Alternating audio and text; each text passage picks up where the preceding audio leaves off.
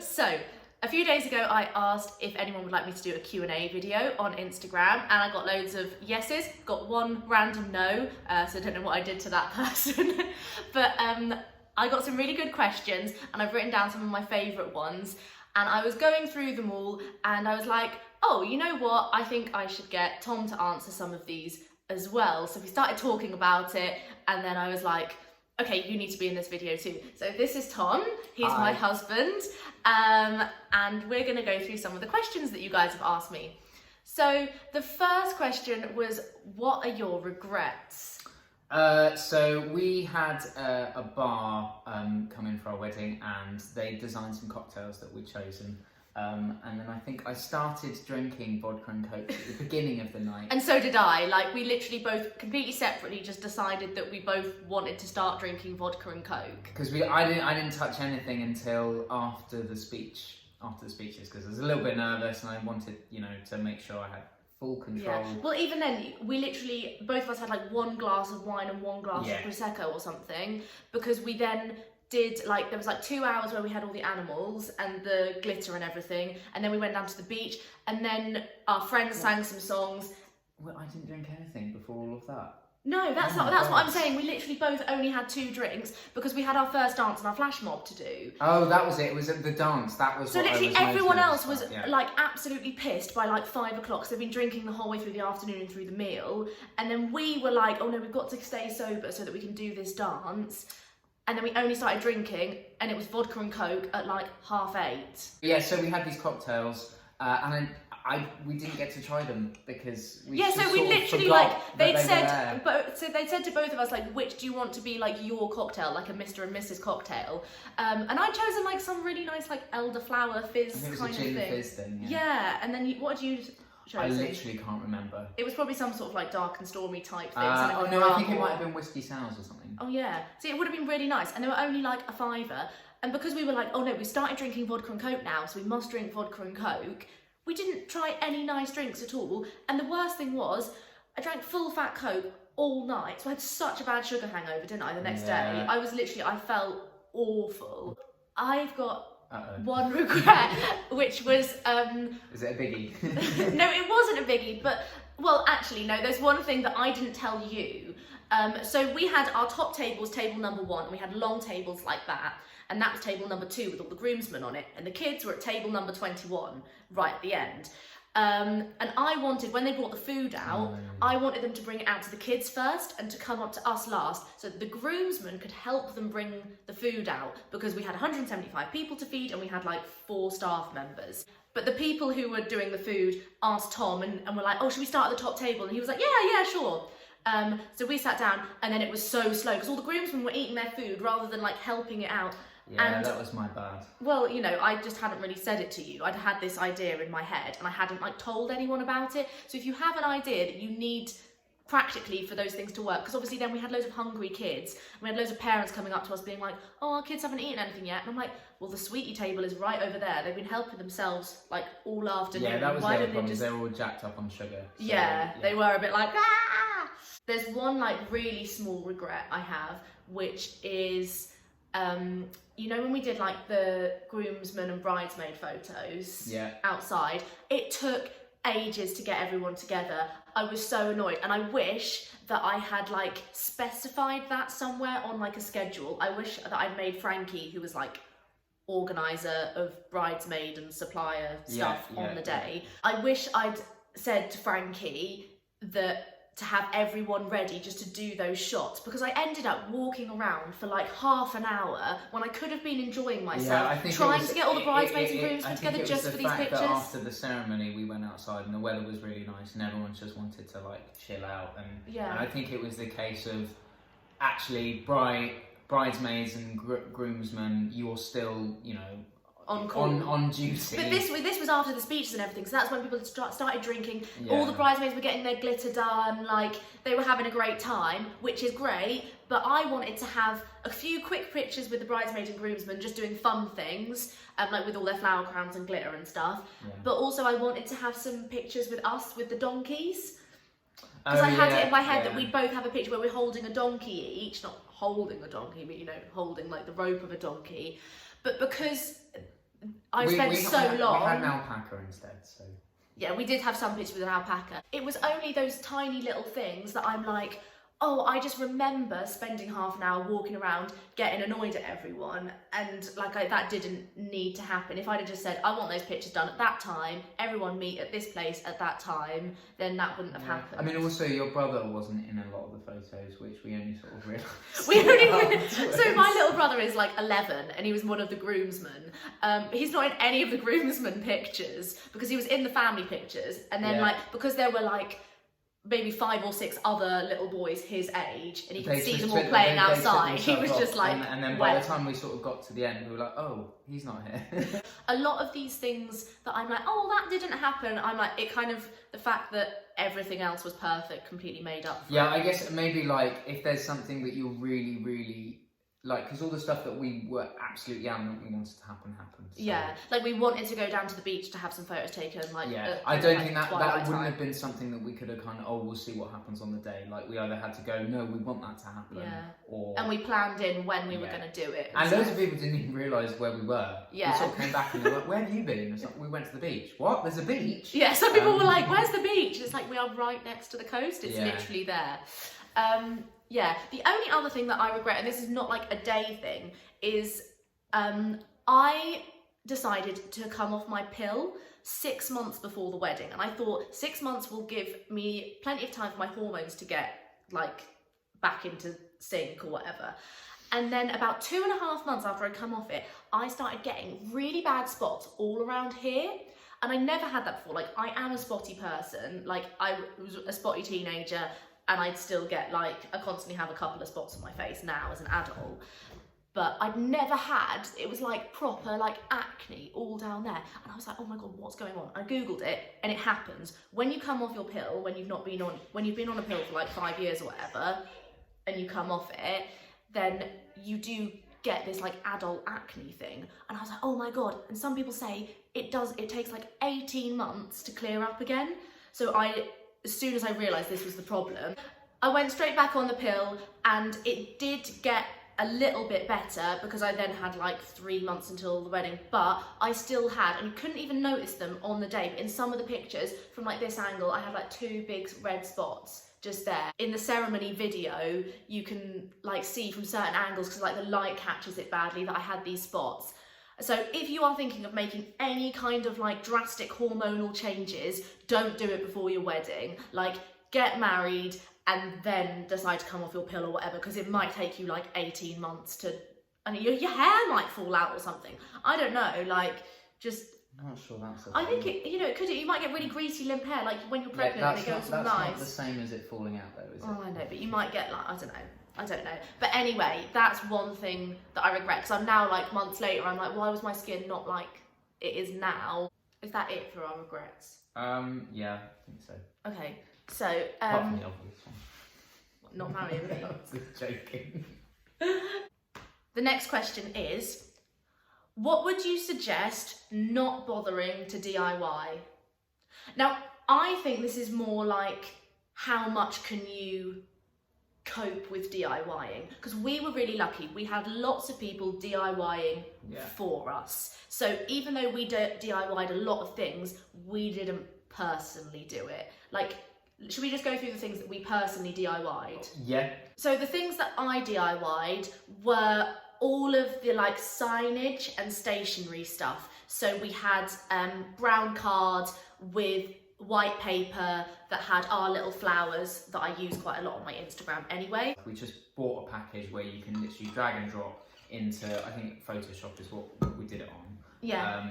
And you can orientate them and change the size. And then I think we chose the flowers because we liked the design, and then I just fiddled around with the colours. That went on to the place names, they went on the website for our invitation. It's kind of what tied it all together, but that was like, so all you need to do is buy those flowers as like a download online, and they were really cheap, weren't they? Yeah, it was less than a tenner. Yeah. It really wasn't. And then you can just print it out. Also, what else did we DIY? Flower crowns. Mm-hmm. So we all made, did you make your flower crown? No, or did I make you it? Made it? So I made 2 flower crowns, one for me, one for Tom, and then we did a lot of like, when I was hanging out with my friends and stuff, we would do our bridesmaid flower crowns. So I basically taught everyone how to do them, and we did it as like a little craft activity, which was really nice. So I'd say if there's something that you'd like to do and it's like a nice activity to do with your bridesmaids or with your fiance or whatever, then go for it. But if it's not going to save you loads of money, then maybe don't bother. I'm really glad we didn't spend lots of time doing favours. Yeah. Oh my god, like that would have just been... Yeah, I just think that because the number of people we had. If you had a little jar, you just spend the whole time filling it with sweets, putting the thing on, putting the stickers on, tying the thing round. And if you've then got a separate like place name, you know, you're going to spend ages. It took me like 3 evenings just to hand write out everyone's place names. I guess it basically just depends on how many people you've got on hand who are there willing to help you. If at any point it turns into too much of a chore and you're like, oh god, I just want this to be over, then you probably like... If you're not going to enjoy it, then don't bother DIYing it. Yeah. There are so many things that were DIY'd at our wedding. All the garden games were DIY'd. All of the decorations, all the flowers, but we didn't do any of that. So my mum hand sewed about 200 metres of bunting. Yeah, I think I've mentioned this quite a few times. Yeah, it was a big job, and I think she enjoyed doing it. But I would recommend, if you do want bunting at your wedding, I probably wouldn't recommend that. But yeah, I think there's loads of really nice bunting out there that isn't overly expensive. And also there's the 2 different options basically. You can buy it or you can hire it. Often it is just as cheap to buy it than it is to hire it, but you've then got to put it up yourself. So often when you hire it, it comes with the cost of someone coming the day before and putting it all up for you. If you've got people who are going to be there a day, 2 days before to put the things up that you've DIY'd, then go for it. But it might sometimes be worth buying bunting or like tassel-y garlands or lanterns, because you can then sell them on afterwards. But if you can't be bothered to sell them on afterwards, then just hire them and spend more money on doing it. And you've just got to think as well, like, what are you comfortable DIYing? For me, I'm confident that my handwriting is nice. So I did all the handwritten place names and the handwritten seating plan. And I also was quite confident that I could make the flower crowns and make them look nice and the way I wanted them. But there are other things that I wouldn't have been able to DIY. Like, so Tom did all of our website invites and like the mailing list and all of that kind of stuff. So we didn't need to use like a proper wedding service that has an online invitation thing. We just use Wix and SurveyMonkey and MailChimp and whatever we needed, like to get the information from people, because Tom was confident that he could do I think that's the thing is you know, having worked in arts admin as well, you kind of go, oh, this, it sort of felt like I already had the skills to be able to do it. And I see like there's so many people now, and this was not a thing last year. This seems to be like a really like new trend of these like vinyl personalizations on everything, and everyone has these like, I don't know how you pronounce it, like Cricut or Cricut kind of like acrylic cutter things. And this is honestly, this is like some massive new trend, and I didn't hear anything about this last year when we were planning our wedding. I think it's the same. But people seem to love doing it, and it's like, if you love it, then great. But it's an expensive hobby, and it's like cheaper to get it on Etsy. Burning engravings on wood and stuff. I feel like that was a big thing when we were looking. Yeah. I don't get any of that, but if you're like really artsy and you want to do it, great. But if you're not very artsy, just buy it off someone on Etsy, because it's usually cheaper to buy those things than to buy all the equipment to make them yourself. Like, that just doesn't seem worth it to me. How did you juggle the setup and getting ready on the morning of the wedding? Not very well. No, we front loaded a lot of our work, but I remember saying to you, we need extra time. We're not going to have time to get the lights, the bunting up before the furniture arrives, because everything had to happen in that order. Yeah. I'll go through like a rough timeline of how we did things, because obviously it wasn't all on the morning of the wedding. Like, there wasn't that much left to do on the morning of the wedding. No. I didn't know, because it was mainly like you and the groomsmen doing that, and I was having a nice time getting ready. On the Wednesday, Tom picked up the van and all of the sound and lighting equipment from his friend Jason in Essex, and that all came up on like the Wednesday evening And or all the stuff from Thursday my morning. parents. Yeah, and all of the stuff that his parents have been collecting, all of like the venue styling kind of stuff and all the bunting and that kind of thing, it all got packed into a big van and it got dropped off at the venue when we had it on the Thursday. So on the Thursday, it was mainly just like Tom, his dad, brother, a couple of groomsmen, just like putting up the bunting, the lights, and unpacking all of like the disco equipment. And then I went and picked up all the flowers with my mum, dropped them off there. I feel like I picked something else up on that day.